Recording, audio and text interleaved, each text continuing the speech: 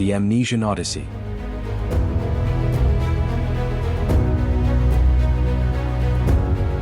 Part 1. The Temple of the Golden Fleas.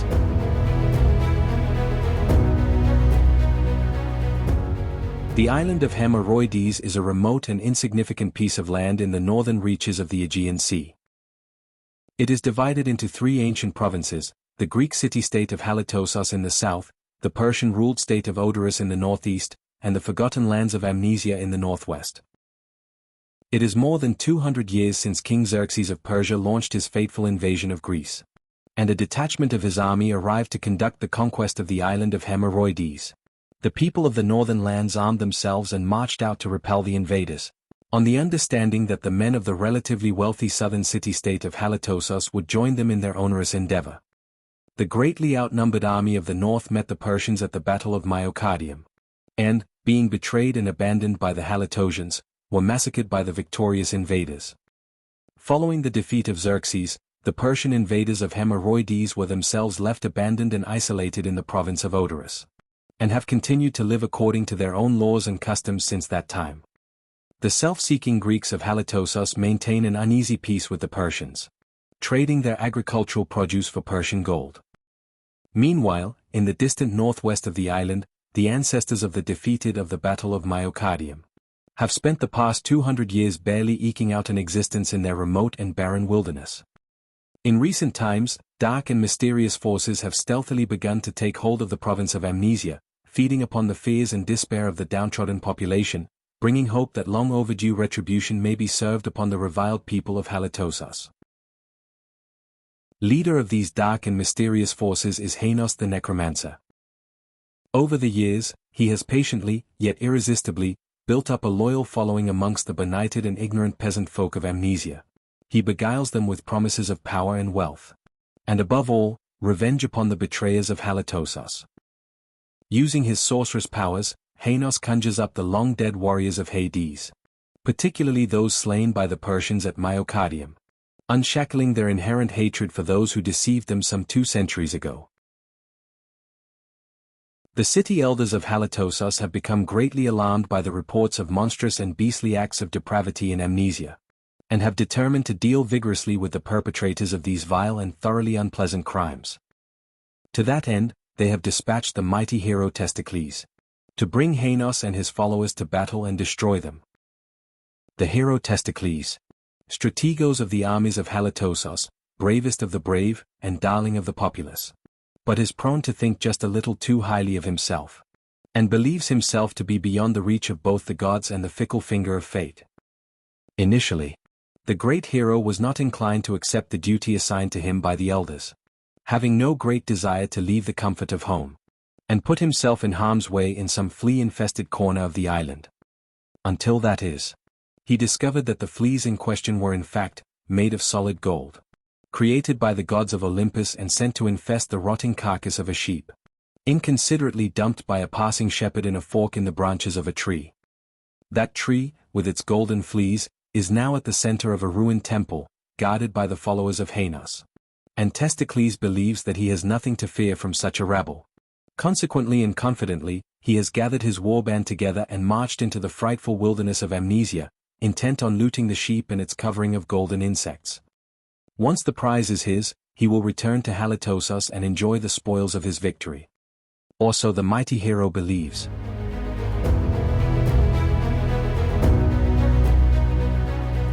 As the Haliartosians approach the temple from the south, they will need to negotiate the sacred lemon grove, something that will test their resolve, as they are deeply superstitious people.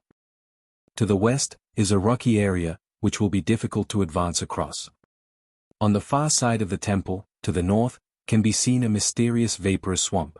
Testicles points this out to his men, confidently stating that it will prevent the enemy from fleeing the field of battle.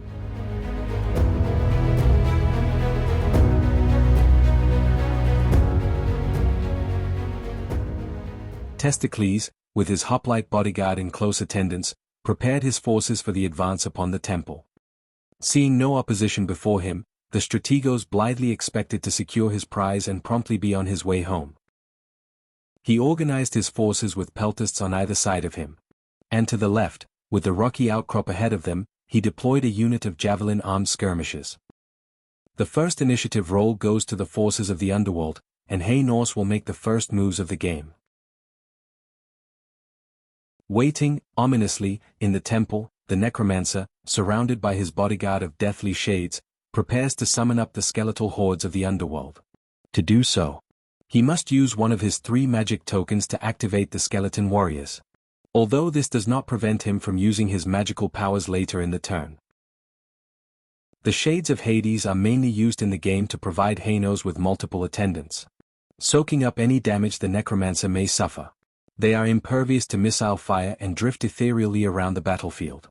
Shades cannot charge into combat, and if they are engaged by the enemy, there can only be 3 possible outcomes to the fight. Either the enemy is slain or falls back, or, on a roll of 5 or 6, the Shade is summoned back to the underworld to cross the river Styx and eternal rest. Using his awesome necromantic powers, Hemoroides brings forth his first skeletal unit onto the field of battle. A unit of 6 skeleton archers, ready to rain down death upon Testicles and his approaching warband. The heroic Testicles begins his advance towards the temple. Or rather, his warband does. Peltasts advance on the right of the line, but, in the center, the superstitious Greeks fail their morale test and stubbornly refuse to enter the sacred ground of the lemon grove. At the end of turn 1, the skeleton archers are in position to launch their deadly missiles next turn. The Halatosians are advancing on both their flanks, Peltasts on the right and the javelin men crossing the rocky ground on the left.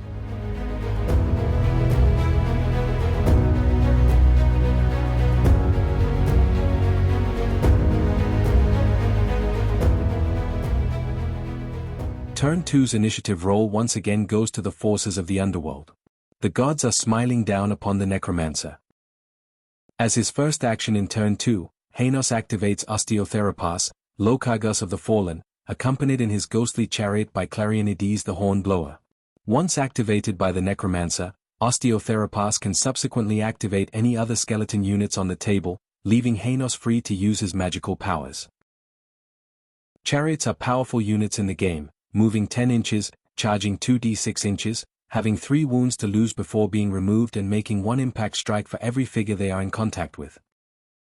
Joining Osteotherapas and the archers, a unit of skeleton warriors shambles into action and immediately sets its merciless sights on the advancing Peltasts. Realizing that his chances of getting his hands on the treasure in the ruined temple were beginning to get considerably less, Testicles determined to get the Peltasts to his left, moving through the sacred lemon grove by issuing a few choice motivational Greek phrases. The Peltasts, in turn, rightly pointed out that they weren't the ones rolling the dice. The gods of Olympus were clearly watching over the battlefield and having a wonderful time at the expense of the mighty Testicles. The dice roll of 4 was not enough for the Peltasts to pass their morale check, and they would spend another turn doing absolutely nothing. Things were looking much more favorable for the Peltasts advancing on the right flank, however. The hapless skeleton archers turned their attention upon them and scored 2 hits. The Peltasts' armor saves wiped out both hits and they continued the game at full strength. And thus, turn 2 draws to a close with both sides yet to suffer a casualty. The Halatosian Peltasts on the right have advanced headlong towards the enemy and have become dangerously exposed, with the noble Testicles still back where he was when the battle began. The javelin men have also advanced to within striking distance of the treasure, and only Hemoroides and his mysterious shade stand between them and their objective.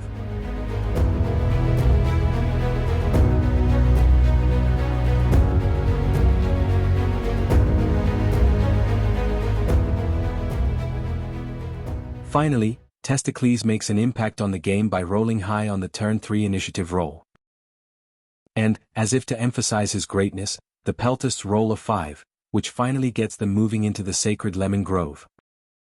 Just at this point in proceedings, however, the Halatosians abruptly become aware of a curious disturbance, emanating from the area of the vile and gaseous swamp. Slowly but inexorably, a fearsome 7-headed beast emerges from the cloying mist enveloping the loathsome swamp. The valiant Testicles, suddenly, is really beginning to have second thoughts about the efficacy of his undertaking. With no time to react to the dreadful appearance of the Hydra, the Peltasts advancing on the right, find themselves being charged. As Osteotherapas unleashes his skeleton warriors into combat, Sensing the opportunity to exact revenge for myocardium, 200 long years ago, the skeletons let forth a wild, yet lungless, scream of exhilaration. The skeleton warriors smash into the unfortunate peltasts, but fail to cause any casualties with their dreadful impact strike roll. In the following combat, the skeleton warriors will have the advantage, with a combat factor of 4+, while the peltas factor is 5+. The gods of the dice don't let the undead warriors down and they score 4 hits against the Halatosians. In return, the peltasts only manage to score a single hit. When the two sides make their armor saves, the undead fail their single roll and a skeleton is sent back to the underworld. The peltasts' roll is a disaster. With an armor save of 5+, they lose 3 of their number and a massive blow has been dealt to the plans of the mighty Testicles. The peltasts fall back on their heroic leader. Having a morale factor of 5+, they scrape past their morale test and manage to remain, bruised and battered, in the combat. The jubilant skeleton warriors are not going to let up the pressure, however, and they press home their advantage by surging forward and maintaining contact with the distraught Halatosians. Elsewhere on the battlefield, the skeleton archers continue to shoot at the Halatosian javelin men, needing 6s to score a hit at such long range. And the javelin men continue to dodge the falling arrows and remain unscathed. Indeed, they keep up their own shower of missiles hurled in the direction of the necromancer. Unfortunately, they are equally unsuccessful, failing to penetrate the ethereal barrier of shades. And thus, a dramatic turn 3 draws to a close. With the arrival of the 7-headed Hydra from the mysterious swamp and the skeleton warriors inflicting crippling casualties on Testicles' peltasts, the advantage has swung very much in favor of Hanos and his forces of the underworld. Can the manful Testicles rescue the situation in turn 4?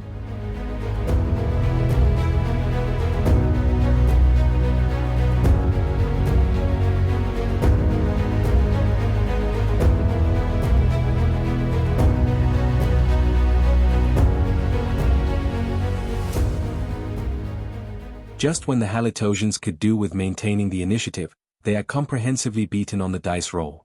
For turn 4, Hanos and Osteotherapies will have the edge and will strive to turn their hard-won advantage into victory. Having spent such a long time plucking up the courage to enter the sacred lemon grove, the Halatosian peltasts, possibly unaware of the horror which awaits them beyond the bushes, push bravely forwards, coming under an ineffective fire from the skeleton archers.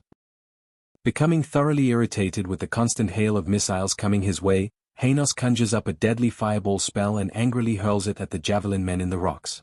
It's not the most successful spell he has ever cast, but it eliminates one of the Silor. The Halatosian skirmishers suddenly realize that they might not be in the invulnerable position that they previously thought they were. Seeing one of their number brought down by the necromancer's spell, the skirmishers hurl yet another barrage of missiles towards the enemy in the temple. They score 2 hits. One of the hits is absorbed again by the shades, but, this time, scoring a 5 sends one of the shades back to the underworld. In an act of excellent generalship, Testicles, with his hoplite bodyguard, takes to his heels so that he can orchestrate his forces' response to an ever-worsening situation, leaving his desperate peltasts to face the continuing onslaught of the skeleton horde. With a game-changing dice roll, including 4 6s, the skeletons inflict 5 hits, while the peltasts are able to muster none in return. The peltasts' armor save roll results in another 3 of their number slain and they are reduced to just 2 warriors left in the fight. The peltasts should have rolled a 5th dice at this point but failed to do so thanks to the incompetence of the bloke rolling the dice. Once again, the peltasts fell back upon their glorious leader, who probably wished they hadn't. Incredibly, the ruined peltast unit managed to pass their morale test and the 2 survivors prepared to continue the fight. At the end of turn 4, the situation has become desperate for Testicles and his warband. Their right flank has all but collapsed, the center unit of peltasts are about to encounter the Hydra. And the skirmishers on the left are beginning to feel the full force of the necromancer's magical powers.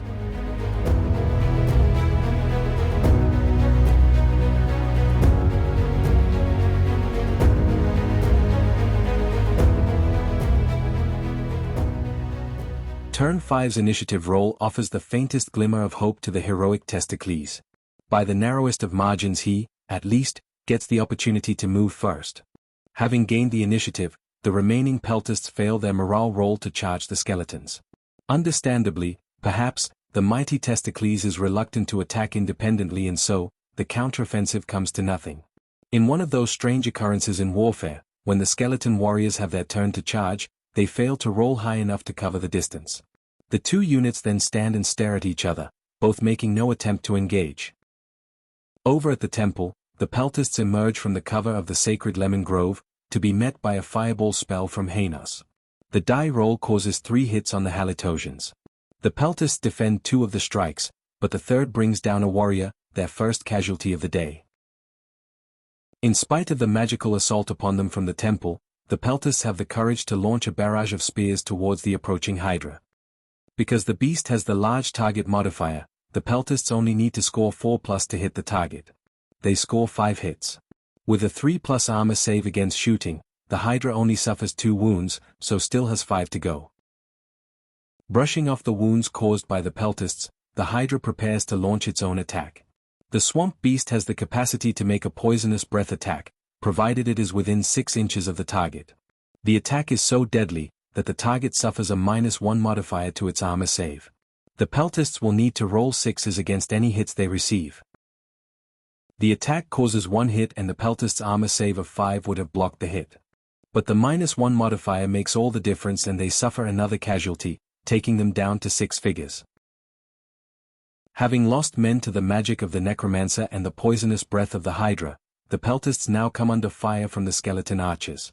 At short range, they only need 5+ to hit. But still only manage to score 1 success. However, this time the peltasts fail their armor save roll and they suffer a 3rd casualty in the turn. So turn 5 ends with the Halictosians in an extremely precarious position. It looks likely that the mighty Testicles is going to fail in his quest for the golden fleece. It will take either a miracle or an intervention from the gods to save him now.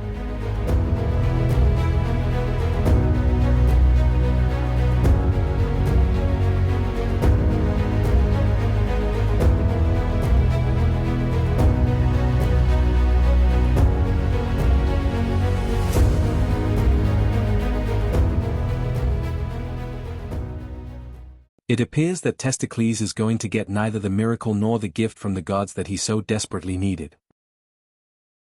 Turn 6 begins with the Hydra using its regenerate property to regain the 2 lives it lost in turn 5. The peltasts in the center continue to take archery fire from the skeleton bowmen and, having lost 3 of their figures, retreat back into the sacred lemon grove. Preferring that to suffering the attentions of the necromancer, the Hydra, and the archers. Having won the initiative, the skeleton warriors charge home into Testicles and his 2 remaining peltasts. The hoplite bodyguard have decided that discretion is the better part of valor and made a dash for safety.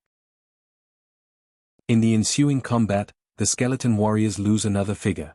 But the mighty Testicles decides that his hoplite bodyguard have made the correct decision and it is time to beat a hasty retreat, leaving the field and the golden fleece to Hainos and his terrible horde. And so it came to pass that the defeated of the Battle of Myocardium took their first dramatic steps in their quest to reap vengeance upon the people of Halitosos. The golden fleas remain where they have rested these many years, in the temple defended by Hainos the necromancer and his hordes of the underworld. For Hainos the necromancer, this victory over the admirable Testicles will enhance his reputation and bring many more supporters to his cause. There are many wild and fantastical creatures inhabiting the nether regions of the forgotten lands of Amnesia, and they will now regard the necromancer with greater esteem. They will emerge from their secret unseen refuges to inflict their unique and terrible wrath upon the land of Hemoroides.